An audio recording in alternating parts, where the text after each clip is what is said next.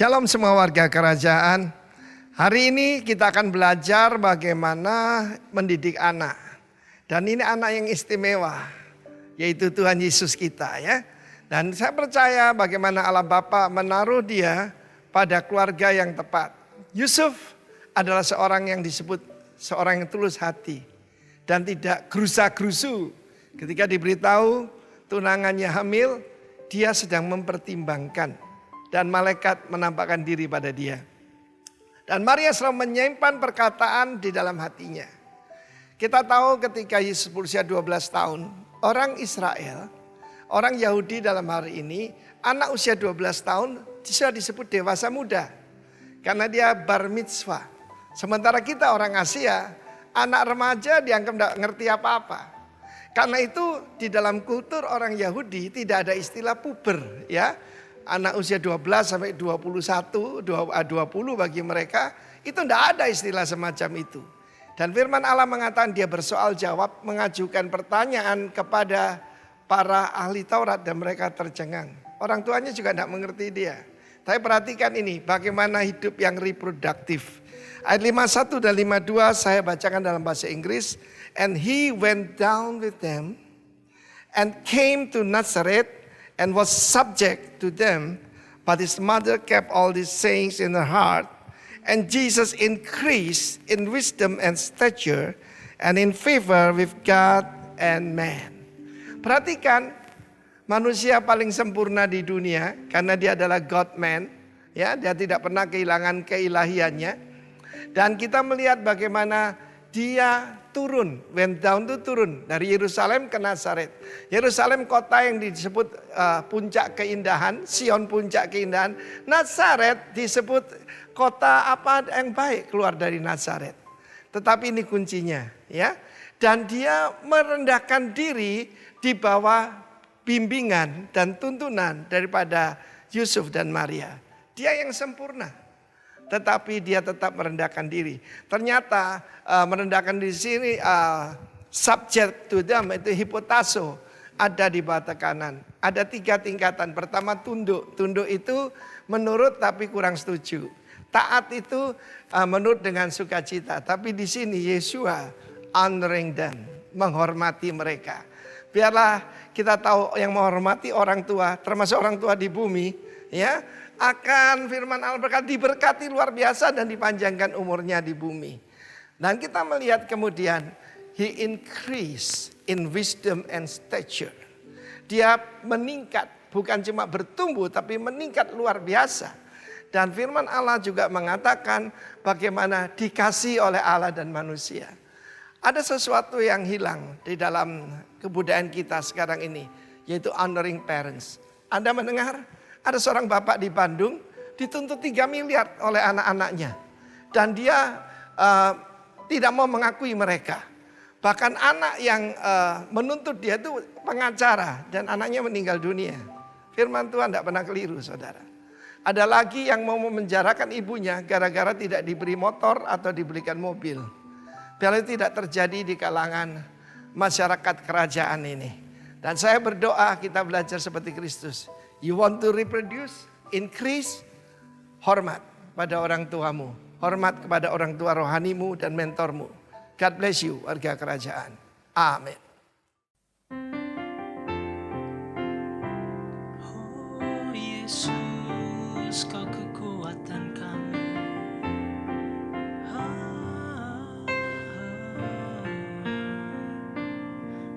Kekuatan di hidupku ku dapat dalam Yesus. Dia tak pernah tinggalkanku, setia menopangku, berseru berharap dalam Yesus. Ajaib kau Tuhan, penuh kuasa, sanggup pulihkan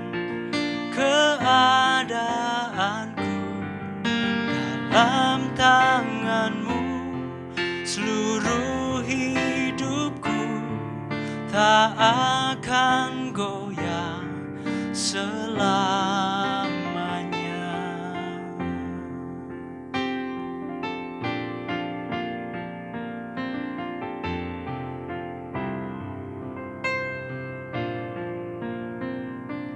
Kekuatan di hidupku ku dapat dalam Yesus. Dia tak pernah tinggalkanku, setia menopangku, berseru berharap dalam Yesus. Ajaib Kau Tuhan, penuh kuasa, sanggup pulihkan keadaanku.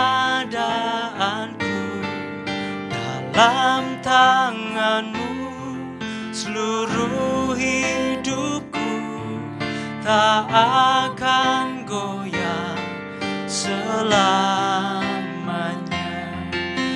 Ajaib Kau Tuhan, penuh kuasa, sanggup pulihkan keadaanku. Dalam tangan-Mu seluruh hidupku tak akan goyah selamanya, tak akan goyah selamanya,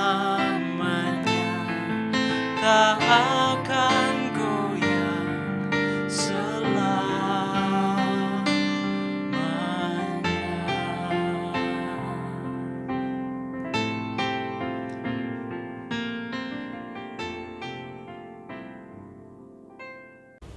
Shalom Bapak Ibu yang dikasihi Tuhan, kembali kita akan sama-sama beribadah.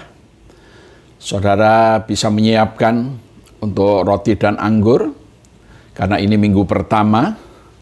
Saudara bisa menyiapkan masing-masing di rumah saudara. Mari kita terlebih dahulu, kita akan datang kepada Tuhan untuk menyiapkan hati kita, pikiran kita, supaya berkat firman Tuhan ini sungguh-sungguh tertanam dalam hati kita, tertanam dalam roh kita. Apa yang Tuhan inginkan dalam hidup kita, apa yang Tuhan sudah nyatakan dalam hidup kita, biarlah itu boleh kita alami dalam hidup kita. Mari kita datang kepada Tuhan terlebih dahulu. Kepadamu ya Bapa kami naikkan syukur, untuk hari ini kembali kami boleh beribadah. Kami percaya Tuhan, biarlah Engkau berbicara lewat kebenaran firman-Mu, Engkau mengurapi hamba-Mu untuk menyampaikan isi hati-Mu, supaya kebenaran ini sungguh-sungguh membuka hati pikiran kami, membuka sudut pandang kami, sehingga kami mengerti betapa Engkau mengasihi kami. Mari Roh Kudus tolong setiap kami, berikan roh hikmat pengertian di dalam hati pikiran kami, supaya kami boleh menangkap akan kebenaran firman-Mu dan kebenaran yang kami terima, kebenaran yang sudah Tuhan nyatakan lewat pemberitaan firman ini, boleh berbuah-buah lebat, boleh mengerjakan dalam hidup kami, boleh kami alami dalam hidup kami, sehingga kebenaran ini sungguh-sungguh nyata dalam hidup kami. Terima kasih Bapa, di dalam nama Tuhan Yesus. Haleluya, amin.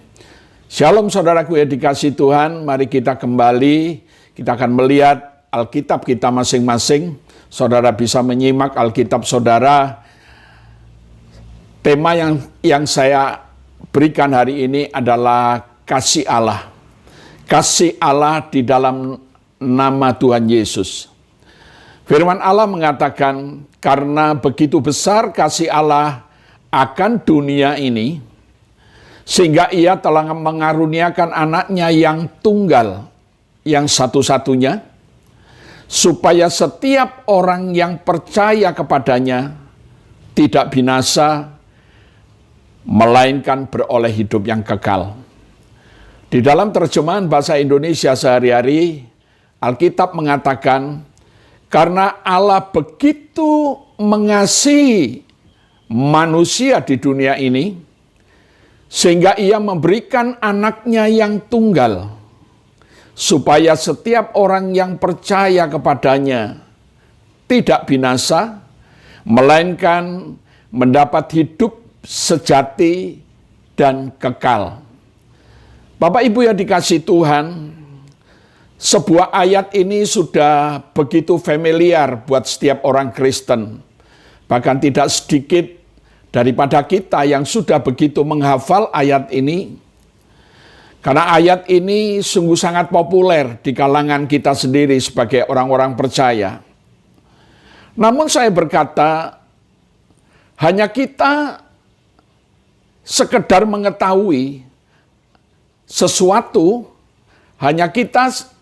kalau kita hanya sekedar mengetahui ayat ini, tapi kita tidak pernah mengalaminya, maka buat saya sia-sia. Kalau kita cukup hafal, cukup tahu, cukup ngerti, tapi kita tidak pernah mengalami, saya pikir kita orang-orang yang paling malang, saudaraku. Nah, malam hari ini saya akan mencoba bagaimana seseorang boleh atau bisa mengalami, bahkan memiliki perspektif yang benar akan kasih Allah dalam hidupnya, sehingga kasih ini boleh kita alami dalam hidup kita. Saya akan memberikan 3M tahapan. 3 tahapan atau 3M saya singkat, supaya saudara boleh gampang mengingat bahwa untuk mengalami kasih Allah, saudara boleh alami atau lakukan 3M ini. Tahapan-tahapan di mana kita bisa mengalami kasih Allah. M yang pertama adalah memahami. Penting sebelum kita mengalami kasih Allah, kita memahami dulu. Kita memahami kasih Tuhan itu seperti apa. Alkitab tadi mengatakan, karena begitu besar kasih Allah. Jadi kasih ini merupakan kasih yang emosional. Kasih yang begitu besar dikatakan itu berarti kasih yang sangat besar. Atau terlalu besar. Jadi ini luapan hati Tuhan, pernyataan Tuhan, bahwa kasih yang ingin dinyatakan kepada setiap manusia, itu begitu besar, begitu agung. Tidak bisa kita bayangkan, tidak bisa kita ukur. Kasih ini adalah bentuk kasih yang emosional. Karena Tuhan kita adalah Tuhan yang memiliki pribadi, Dia memiliki perasaan, dia memiliki emosional. Saudaraku yang dikasihi Tuhan, itu pertama, kita harus memahami kasih Allah itu adalah kasih yang emosional. Sebab dinyatakan begitu besar, sangat besar, terlalu besar. Yang kedua, kasihnya ditunjukkan kepada setiap orang. Bicara setiap orang bersifat individu. Bersifat personal, bersifat pribadi. Tuhan adalah Tuhan yang tidak pernah membedakan orang. Tidak pernah membedakan ras, suku apapun, dari bangsa manapun. Tuhan juga tidak pernah membedakan status sosial seseorang. Entah saudara kaya atau miskin, saudara punya titel banyak atau tidak banyak, Tuhan tidak membedakan itu. Tuhan tidak pernah membedakan manusia. Karena dia tidak membedakan manusia, maka kasihnya mengatasi setiap halangan, setiap rintangan, setiap batasan. Kasih Tuhan tidak bisa dikompromikan atau dimanipulasi. Karena kasihnya ditunjukkan kepada kita manusia, ciptaannya. Kenapa kepada manusia? Sebab manusia adalah diciptakan seturut dan segambar dengan Allah. Karena itu kasih-Nya tidak pernah membedakan orang. Itu yang perlu saudara mengerti. Kasih-Nya kepada setiap orang sama.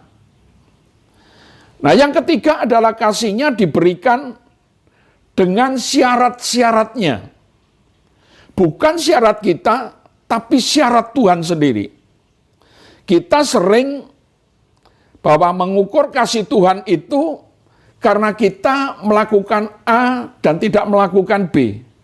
Kasih Tuhan itu karena saya melakukan ini dan tidak melakukan itu. Jangan kita ukur kasih Tuhan dari sudut pandang kita. Itu bukan cara Allah. Cara Allah, Dia memiliki syarat-syaratnya sendiri. Kalau saudara tanya kepada saya, syaratnya apa, Pak? Syaratnya Dia sudah lakukan, Dia memberikan putranya yang tunggal, ayat tadi mengatakan, putra yang tunggal, putra satu-satunya yang dikasihi, yaitu Yesus Kristus, Dia sudah diberikan atau Dia datang ke dunia ini, Dia lahir, Dia mati, dan Dia dibangkitkan untuk menebus dosa kita. Itu syarat sudah dipenuhi oleh Tuhan. Kalau saudara memiliki sudut pandang bahwa kasih Tuhan bersyarat atas syarat kita, celaka kita. Tidak akan pernah sanggup kita bisa menerima kasih Tuhan kalau kita punya pandangan kalau aku melakukan ini dan tidak melakukan itu, maka Tuhan akan lebih sayang dengan saya. Itu tidak mungkin, nonsen. Kasih Tuhan berdasarkan syaratnya Dia. Dan Dia sudah buktikan saat Yesus Kristus datang ke dunia, Dia mati dan Dia dibangkitkan, Dia naik ke surga. Itu semata-mata sebagai bukti kasih-Nya sudah dinyatakan buat kita. Dan yang keempat, kasih-Nya tidak pernah berubah. Betapapun buruknya kita dalam hidup ini, kita tidak akan pernah terlalu buruk bagi Tuhan. Saya ulang kembali, kasih-Nya tidak pernah berubah. Betapa buruknya seseorang atau buruknya kita tidak akan pernah terlalu buruk bagi Tuhan. Karena Tuhan sanggup menyatakan kasih-Nya kepada orang tersebut untuk dibebaskan dari kehidupan yang rusak, dari kebobrokan hidupnya. Semata-mata Tuhan ingin menyatakan kasih-Nya kepada orang itu. Saudara masih ingat di dalam Kisah 9, kalau saudara membaca ayat 1-4, saudara pasti tahu pribadi ini, yaitu Rasul Paulus.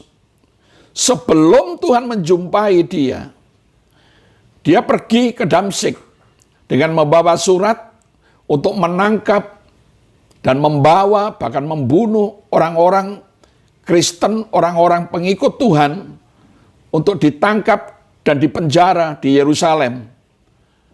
Nah, sedang dalam perjalanan ke Damsyik,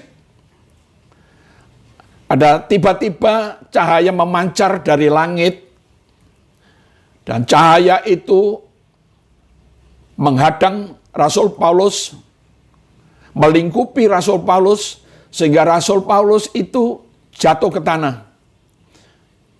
Dan saat dia jatuh, dia mendengar suara, "Saulus, Saulus, mengapa engkau menganiaya aku?" Dan Saulus menjawab, "Siapa engkau Tuhan?" "Akulah Yesus, Yesus Kristus yang kau aniaya itu."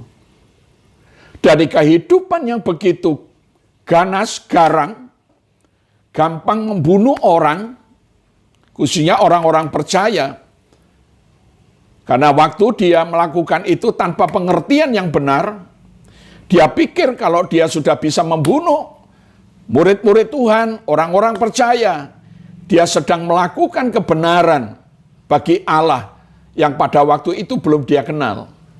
Ternyata di dalam perjalanan, kasih Allah dinyatakan kepada dia. Secara mendadak tiba-tiba Alkitab mengatakan cahaya memancar dari langit dan melingkupi dia. Singkatnya Rasul Paulus menjadi seorang rasul yang besar, dipakai Tuhan, dengan banyak mengalami aniaya. Tapi dengan gigih dia tanpa pernah rasa takut, tanpa rasa apapun yang dialami, dia sampai ditahan, dipenjara, dianiaya, dia mengalami karam kapal, dia banyak mengalami penderitaan. Dan Alkitab mengatakan kehidupan dia yang begitu buruk, yang semula dia ingin membunuh begitu garang dan ganas, ternyata dia dijamah oleh kasih Tuhan dan hidupnya berubah. Itulah Alkitab yang Alkitab nyatakan supaya saudara memahami kasih Allah ini. Karena kasih Allah begitu besar, begitu dahsyat dalam kehidupan manusia. Yang kedua, yang kedua adalah menerima. Kasih itu sudah kita pahami di tahapan pertama, yaitu bahwa kasihnya adalah kasih yang emosional, kasih yang dinyatakan, kasih yang dibuktikan dengan perasaan, dengan emosinya. Kasihnya kepada setiap orang, dia tidak membedakan. Kasihnya diberikan dengan syarat-syaratnya, bukan syarat kita. Dan kasihnya tidak berubah. Sekarang yang kedua adalah kita menerima kasih itu. Karena kasih itu, kalau kita hanya memahami, tadi saya berkata, kalau hanya karena seseorang mengetahui atau memahami sesuatu, bukan berarti orang itu mengalami. Saya ulang kembali. Hanya karena seseorang mengetahui kasih Tuhan, bukan berarti orang tersebut sudah mengalami kasih Tuhan. Karena itu yang kedua adalah menerima kasih itu. Alkitab tadi mengatakan sehingga ia memberikan anaknya yang tunggal. Dia berikan, kita mau terima tidak? Itu persoalannya. Dia mengirimkan, kita mau respon dah. Bahkan saya berkata, kenapa kita harus menerimanya? Karena ini merupakan syarat satu-satunya. Bahkan Alkitab jelas mengatakan, tidak ada seorang pun sampai kepada Bapa, kata Yesus, kalau ia tidak bersama aku atau di dalam aku. Tidak ada seorang pun sampai kepada Allah kalau tidak melalui dia. Syarat satu-satunya. Sebab itu Alkitab mengatakan ia memberikan anaknya yang tunggal. Satu. Tunggal itu satu. Karena itu untuk menerima kasih Allah tidak perlu melalui siapapun. Kita cukup menerima Yesus Kristus sebagai Tuhan. Itu cara kita. Bagaimana kita bisa menerima? Yohanes 1 ayat 10 sampai 12 ayat ini berkata, ia telah ada di dalam dunia dan dunia yang dijadikan olehnya, tetapi dunia tidak mengenalnya. Ia datang kepada milik kepunyaannya, tetapi orang-orang kepunyaannya tidak dapat menerima. Tetapi semua orang yang menerimanya diberinya kuasa supaya menjadi anak-anak Allah, yaitu mereka yang percaya dalam namanya. Bahkan Roma 10 ayat 9 mengatakan, sebab jika kamu mengaku dengan mulutmu bahwa Yesus adalah Tuhan, dan percaya dalam hatimu bahwa Allah telah membangkitkan dia dari antara orang mati, maka kamu diselamatkan. Puji nama Tuhan, inilah sebuah proses kelahiran baru. Ketika engkau menerima Yesus sebagai Tuhan, engkau mengaku dengan mulutmu, engkau percaya dalam hatimu, engkau mengundang dia masuk dalam hidupmu, dalam hatimu. Saya percaya saat itu juga apa yang diberikan Allah kepada kita sudah saudara terima. Ingat, Alkitab tadi mengatakan Dia telah ada di dalam dunia dan dunia yang dijadikan olehnya, tetapi dunia tidak mengenalnya. Ia datang kepada milik kepunyaannya, tetapi kepunyaannya itu tidak menerimanya. Ada banyak orang yang tidak mau menerimanya. Tetapi saudara dan saya boleh berbahagia sebab kita telah menerimanya. Kita telah diberinya kuasa menjadi anak-anak Tuhan, anak-anak Allah, yaitu mereka yang percaya dalam namanya. Saudaraku yang dikasihi Tuhan, indah bukan? Ketika saudara memahami dan kedua saudara menerima, yang pasti kalau saudara menerima, saudara akan mengalami kasih Tuhan. M yang ketiga adalah saudara mengalami kasih Tuhan. Kasih Tuhan di dalam kita akan bertumbuh seiring pengenalan kita akan Dia. Kasih Tuhan di dalam kita tidak mandek, tidak statis. Kasih Tuhan akan terus bertumbuh, akan terus semakin dalam, akan terus semakin berkembang seiring pengenalan kita akan Dia. Pengenalan kita dibangun lewat persekutuan kita dengan Dia, lewat pergaulan kita dengan Dia. Efesus 3 ayat 18 mengatakan, "Aku berdoa," kata Rasul Paulus, "supaya kamu bersama-sama dengan orang kudus dapat memahami betapa lebarnya, panjangnya, dan tingginya, dan dalamnya kasih Kristus." Mungkin saudara agak sedikit koreksi, karena Rasul Paulus sedang mengatakan dapat memahami. Tapi dalam terjemahan versi firman Allah yang hidup, dikatakan di sana merasakan dan mengerti. Saudara menyelami bahwa betapa lebar, betapa panjang, betapa tinggi dan dalamnya kasih Kristus. Artinya kasih Kristus di dalam kita harus kita bisa merasakan dan mengerti, menyelami, mengalami sampai pada kedalaman dari hasil persekutuan kita dengan Tuhan. Jadi kasih Tuhan dalam kita bertumbuh, harus bertumbuh seiring pengenalan kita dengan Tuhan. Versi firman Allah yang hidup mengatakan, semoga saudara sendiri mengalami kasih itu. Walaupun kasih itu demikian besar. Artinya apa? Kasih Tuhan tidak terbatas. Tidak bisa kita ukur dengan pikiran kita. Tidak bisa kita ukur dengan nalar kita. Bagaimana kita bisa mengukur?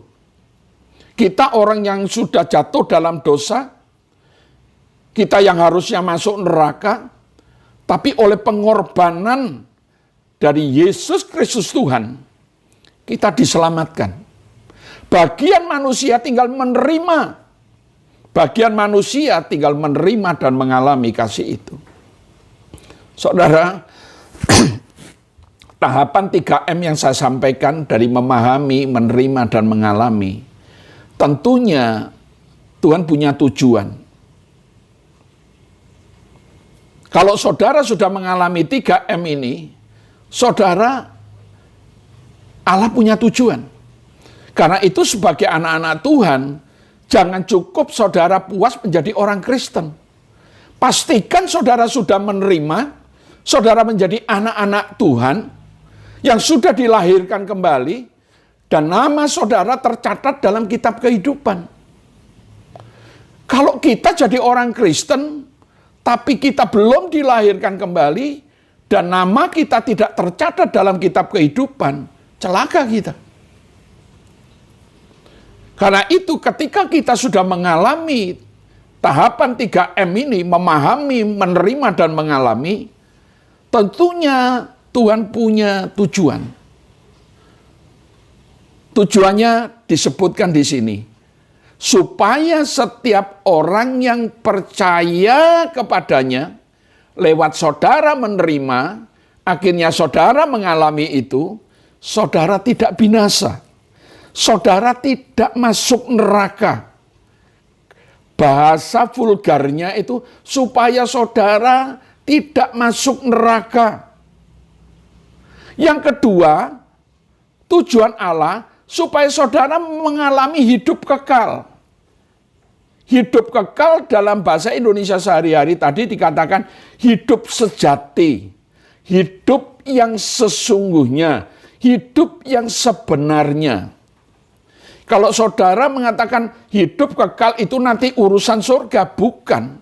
Hidup sejati atau hidup yang sebenarnya adalah merupakan saat kita sudah memahami, menerima, dan mengalami kasih Tuhan itu. Dan kita dilahirkan kembali. Karena itu dalam Yohanes 10 ayat 10 mengatakan bahwa aku datang supaya kamu memiliki hidup. Dan hidup dalam kelimpahan. Nah, itu hidup yang sebenarnya. Jadi hidup yang sesungguhnya bukan nanti urusan setelah kita mati masuk surga. Itu sudah pasti. Tapi hidup selama kita di bumi ini, saat kita memahami, saat kita menerima, saat kita mengalami kasih Tuhan, maka kita akan mengalami hidup berkelimpahan. Kelimpahan tidak mengacu hanya harta. Kelimpahan, mengalami kelimpahan adalah kelimpahan kemurahan kebaikan Tuhan. Mengalami pertolongan Tuhan. Itu kelimpahan. Nah, ayat terakhir yang ingin saya bagikan. Kenapa ini penting? Ujung-ujungnya kita akan mengalami hidup yang sebenarnya. Hidup yang sesungguhnya. Hidup yang penuh kelimpahan. 1 Yohanes 5 ayat 11 dan 12. Dan inilah kesaksian itu, Allah telah mengaruniakan hidup yang kekal, hidup sejati, hidup yang sebenarnya kepada kita, dan hidup itu ada di dalam anaknya. Jadi di luar anaknya tidak ada hidup kekal. Apalagi bicara surga. Tidak ada. Hidup kekal adalah hidup mengalami kelimpahan kasih karunia-Nya. Ada damai sejahtera yang melampaui segala akal kita. Ada ketenangan, ada kedamaian batin dalam hidup kita. Ayat 12 mengatakan, barang siapa memiliki anak, ia memiliki hidup. Barang siapa tidak memiliki anak, ia tidak memiliki hidup. Sumber kehidupan kita hanya ada di dalam Yesus. Kalau saudara ingin mengalami kasih Allah, saudara harus tahu dulu, saudara harus memahami dulu, kasih Tuhan itu seperti apa. Kasih Tuhan itu bagaimana. Yang kedua, saudara harus menerima kasih itu. Kasih itu sudah dinyatakan lewat Yesus Kristus. Bagian saudara yang hanya menerima. Dan kalau saudara sudah menerima, saya pastikan saudara akan mengalami. Dan kasih yang dinyatakan dalam hidup kita, kasih itu tidak mandek, kasih itu tidak statis, tapi kasih itu akan terus bertumbuh seiring pengenalan kita akan Tuhan. Tutup Alkitab saudara, mari kita datang kepada Tuhan. Kami naikkan syukur ya Bapa buat kebenaran firman-Mu yang sudah kami bisa tangkap dan mengerti. Biarlah kebenaran ini sungguh-sungguh tertanam dalam hati kami. Dan biarlah kami sungguh yakin bahwa kami telah dilahirkan kembali. Dan nama kami telah tercatat dalam kitab kehidupan. Mari Bapa, biarlah hari-hari ke depan, di tengah-tengah situasi apapun, kami boleh mengalami kedalaman kasih-Mu. Kami boleh mengalami panjangnya kasih-Mu. Kami boleh mengalami tingginya kasih-Mu. Kami boleh mengalami itu, semuanya itu Tuhan. yang Tuhan sudah sediakan bagi kami.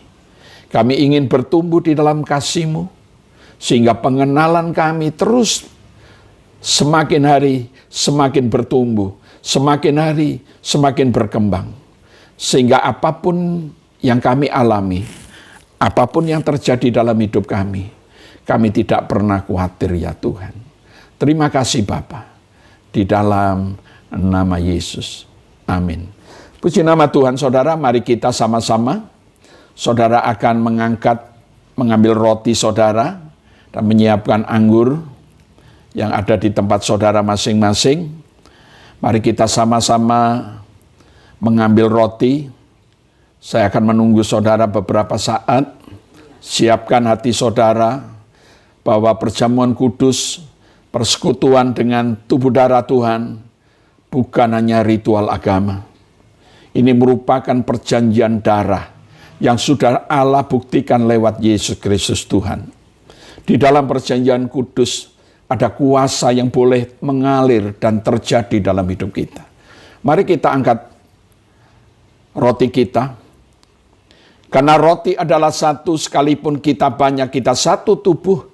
Sebab kita telah mendapatkan bagian dari roti yang satu ini. Bukankah roti yang sudah dipecah-pecahkan, yang adalah tubuh Kristus, adalah persekutuan kita dengan tubuh Kristus? Mari kita makan di dalam nama Tuhan Yesus.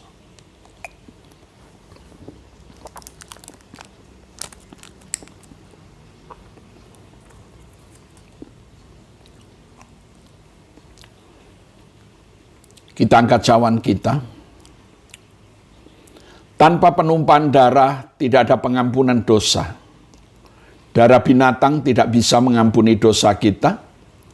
Di dalam perjanjian lama hanya merupakan gambaran saja. Tapi darah Kristus telah dicurahkan untuk mengampuni dosa kita. Untuk menguduskan, menyucikan, dan memperdamaikan kita dengan Bapa di surga. Mari kita angkat cawan kita. Cawan, bukankah cawan pengucapan syukur yang atasnya kita ucapkan syukur adalah persekutuan kita dengan darah Kristus? Mari kita minum di dalam nama Tuhan Yesus.